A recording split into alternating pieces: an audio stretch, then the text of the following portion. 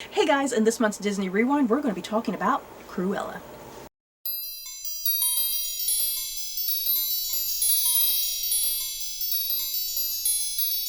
So, before we talk about our thoughts and our feelings on Cruella, we are definitely probably going to be talking a little bit about some spoilers here and there. So, if you have not seen Cruella, you might want to steer clear and come back at a later date. So, Stephanie, how'd you feel about Cruella? It was just released last year?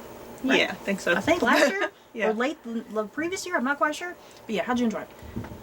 I was thoroughly surprised by it, actually. I had no interest in Cruella. When they even announced that there was a Cruella movie, I was like, what the heck's the point of having a young Cruella? Like, why do we need this? Seriously, I was pretty stoked and excited about it, and Stephanie over here was like, no. And then they're like, Emma Stone, and I was like... She's not even British. She's not even British. But, she has a great British accent, though. She has a great... I was surprised. I really liked it, actually. Yeah, it's pretty... What Cruella is pretty much an origin story to how Cruella de Vil of 101 Dalmatians becomes a psychotic evil villain. Which I think... This movie, I think, was really trying to straddle the line. I think it was kind of difficult. Because I think the difficult thing What, with... of making her not villainous? I guess, I don't know. Slightly villainous? The trouble with Cruella, I think, is a very real-world sort of villain in some ways. She doesn't have superpowers. She's just psychotic. Yeah. And in the movie, she wants to kill, in the cartoon, she wants to sit and kill a bunch of freaking Dalmatian puppies and turn them into, like, fashion. You know? So how do you play into that for an origin story? Yeah. You know? And I think it's... Which I feel like they still didn't really get to that point. part. Yeah. And I feel like...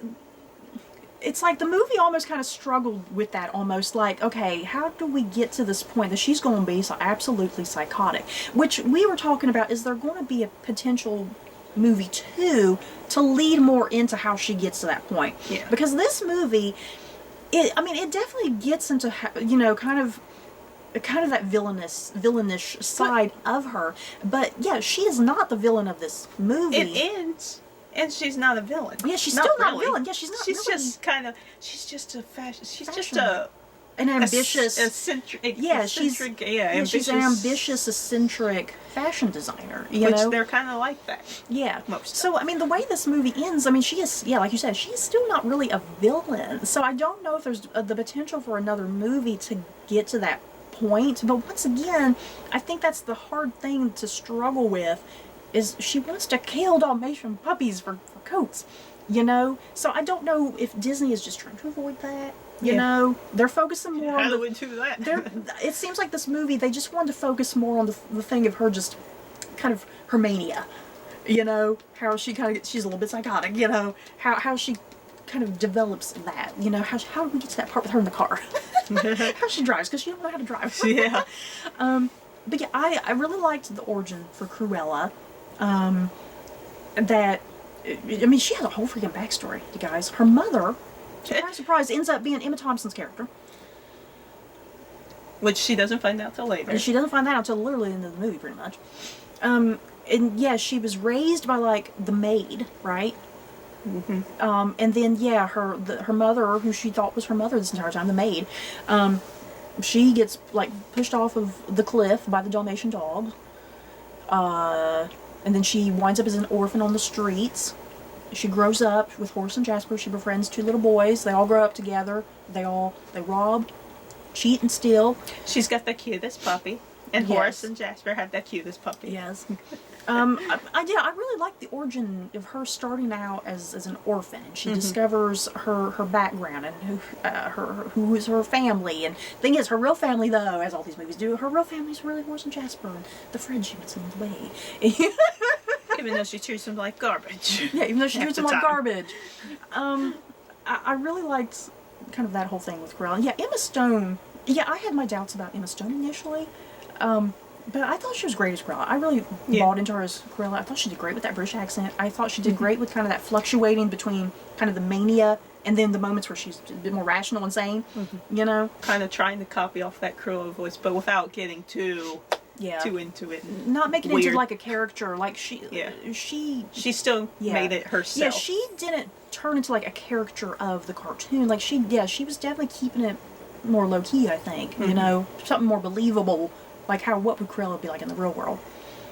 I really liked her relationship with like Horace and Jasper. She had more of a relationship with Jasper. Horace was kind of just lingering in the background. But yeah, they had a, like, her and Jasper had a kind of a relationship of some sort. It just creeps me out to think about if we go into the cartoon. Now, you guys, me and Stephanie, I think, beg to differ on this. I think Stephanie thinks Jasper and Cruella had a platonic relationship. I think there was a little more going on. Now, maybe they weren't really doing anything, you know, to be vague about it. But I think he had emotional feelings for her that were not being reciprocated by her. You know, because she has other ambitions. Yeah, she had other ambitions, and yeah, I mean, she treated him like garbage half the time. But it's like he still had feelings for her. I personally felt like, because he seemed to be the most hurt when she was kind of betraying their relationship and their friendship. You know, when whereas she was Horace would be like really funny about it, kind of like, well, why is she doing that? because Cruella was getting so obsessed with overpowering, usurping the Baroness, you know, and putting her own fashion out there, and yet Jasper kind of being like, okay, you know, this is going too far, let's just go back to our good old days of thieving and stealing, you know, that worked for us. But he still, like, supported her in her ambitions, though, you know, because he's the one who gave her, like, that info about the interview, the job interview, and everything, you know. Yeah, I think there was a little more going on between them. Cruella maybe didn't see it. Stephanie here maybe didn't see it. But I did, but I just think it's kind of gross if you think about the cartoon. So I was definitely shipping Cruella and Jasper. Okay, let's be real. We do get cameos. I'll call them cameos because they're really not in the movie that long. No. Roger and Anita. Once again, if there's another movie, I feel like another movie will be much more about Roger and Anita. Because I feel like this was just kind of briefly setting them up. You know? Anita works at like a journalist or a journalism place or whatever. She's a writer. A newspaper place. Yeah, that's what I'm trying to say. And then Roger, he's actually a lawyer for the Baroness. Yeah. Emma Thompson's character. But by the end of the movie, he is, because now he gets fired. So now he's like doing his songwriting and stuff. So we do get to that point. Because I was sitting there wondering, okay, how's he going to go from a lawyer to a songwriter? But, yeah, we don't get the two of them meeting at all. We don't even, you know, we don't get to the start of that cartoon or anything. And they're not really even aware of each other, I don't think. They don't have a scene together at all in this, do they? I don't think they did. And yeah, we do see, because one of the Dalmatian puppies that Emma Thompson has, one of them is like, has puppies at the end. And we do see a Roger and Anita. They get Pongo and Perdita. That was a cute little Easter egg. I have a massive issue with that. Because they're siblings? They're siblings. Pongo and Perdita are siblings, guys. According to this cartoon, or according to this movie. It is a little bizarre. It ended and I went, wait a minute. Oh my god. There was one scene, you said something earlier that made me think of it really quick. There was a scene where I think Horace and Jasper were in a van. They were, because they were going to steal Corella's Dalmatians. She had them go get a bath. And so they were out in the van, and there were people walking by, just like in the cartoon, where the people looked like their dogs. Yeah. And it looked like the same kind of dogs that were in the movie. At the intro, or in the cartoon. at the intro of the animated cartoon. Yeah. Because they're like that hippie lady. Yeah, with the really long blonde That's the hair. thing, too, we haven't mentioned, because this movie does take place in the 70s.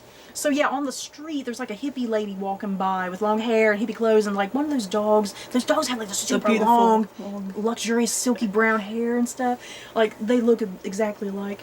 Yeah, so that was like, they took that part from the cartoon. I just liked that little nod to it. It was cute. I like that this did take place in the 70s. I think that aesthetic looked really nice. I was just about to say that. I really liked the, I was about to say the vibe.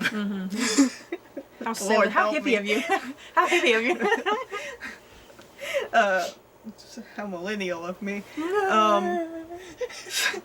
But I liked the whole, say it again, the whole setup, because I liked the punk rock thing. The music, yeah. I liked it. It really went with the whole movie. This movie, Cruella, and I really liked that whole thing. This movie had a banging soundtrack. Because too, like, I mean, I'm pretty sure England, the 70s, that's where it was at. Yeah. 70s and the 80s, like with the punk rock stuff. So I thought that was pretty cool. The soundtrack for this is ridiculous. It was great. I loved it. It worked. It really worked. Because then all the songs somehow related to what was going on with like Cruella and her situation. It was really great. Yeah, we had talked about, they kind of kept constantly playing music throughout the whole movie. Whenever, the only times they didn't was when there was like a serious moment. Yeah. Mark Strong was in this. I always like saying Mark Strong. I don't think I knew he was in there. I didn't either. I don't remember It's him always being a in the welcome trailers. surprise when he shows Yeah, up. I liked Mark Strong. He was actually a good guy. I think I was shocked about that more than anything. He was a good guy. He's not a bad guy. And there was a hilarious sequence, a flashback, and he had hair. I don't think I ever want to see him with hair again. Well, he had hair in the Sherlock movie. But once again, I don't know if that was his hair or if that was a wig. I don't, You know? I don't remember that. Sherlock movies have been quite a while. You know, the first Robert Downey Jr. one? He was the bad guy in that. It's been that a first long one. time since I mean, he did have hair in that, but so that's the only time I've seen him with hair. And so, yeah, the flashback sequence, he had hair. We about died hysterically because he just looks better as a bald man. He's one of those guys that's like, he's better bald. Yeah, I liked him in this. He's like, what, the Baroness's butler, manservant, something like that. But he immediately was on Cruella's side Yeah, as soon as he was a Cruella shipper. Or fangirl. Or fanboy. Or fanboy. What am I trying to say?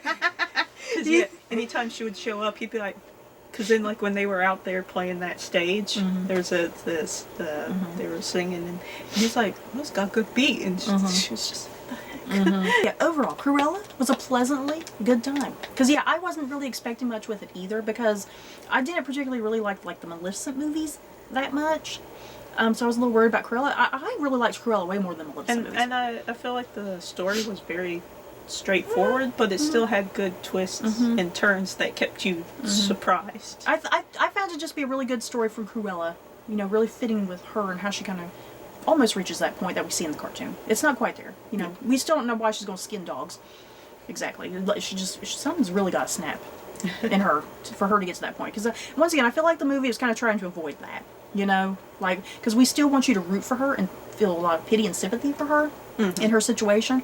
And yeah, how else to do that? Because she needed a villain to work against, you know, which is Emma Thompson's character. She needed somebody else who was worse than her. So yeah, that worked for me. So yeah, if you had to give Cruella, on a scale of 1 to 10 Mickey ears, what would you give? We like I don't know. 8.5. Yeah, somewhere in the 8 range. I think I give it somewhere in the 8 range. I really enjoyed it. It was a lot of fun. Colorful. But I feel like my 8.5 is a little low because I actually really enjoyed it. Yeah. But then at the same time, I think I don't know if a 9 is if a too high. 9 is Yeah, is a 9 too high? I don't know. Yeah, I really enjoyed it. It was a lot of fun. I had a great time with it. I loved the soundtrack, liked all the actors and the relationships and the story. It was a really great story. Yeah, maybe some things didn't entirely fall in line with, you know, the cartoon, but that's okay. it was definitely rewatchable. Yeah. I just like the whole thing of her, the fashion design. All of her outfits were awesome. I wouldn't wear them, but they were awesome. I liked her hair. Great. Yeah, her hair color was what I always have wanted. Emma Stone's her body look, her face shape, everything, like, she fit with Cruella. And Emma Stone has those big, huge eyes. She has those big, huge, round eyes, and it's like that worked perfectly with Cruella whenever she has those moments of mania. You know? Yeah, that Emma Stone really worked for me at the end of the day, and I really liked her performance. So yeah, is that pretty much it? Yeah. If there's another movie, definitely would like to see another movie. I don't know if it would be as good as this, but I'm curious. I'm almost curious if they want to make this into a trilogy. Have the origin story, and then have kind of the middle chunk that kind of leads up right to maybe 101 Dalmatians, and then an actual remake. Of redo. And then an actual remake. From her. Yeah. More from her. An actual remake of 101 Dalmatians for the third movie. But then I almost feel like that'd just be like Glenn Close, right? Yeah. I love the Glenn Close movies so much. Yeah. Glenn Close was so great as Cruella, so I don't know how I would feel about them actually doing another 101 Dalmatians. Yeah. But who knows? Maybe it'd be great. Plus, a better CGI budget with all those dogs. Yeah. So is that it? So that's it for our thoughts and feelings on Cruella. In the comments below, did you guys like Cruella? If you didn't like the movie, that's okay. Have a decent conversation with us down below. No yelling or arguing. So that's it for this video. Don't forget to like, comment, and subscribe. And if you like this video, you may like these other videos. Bye, guys.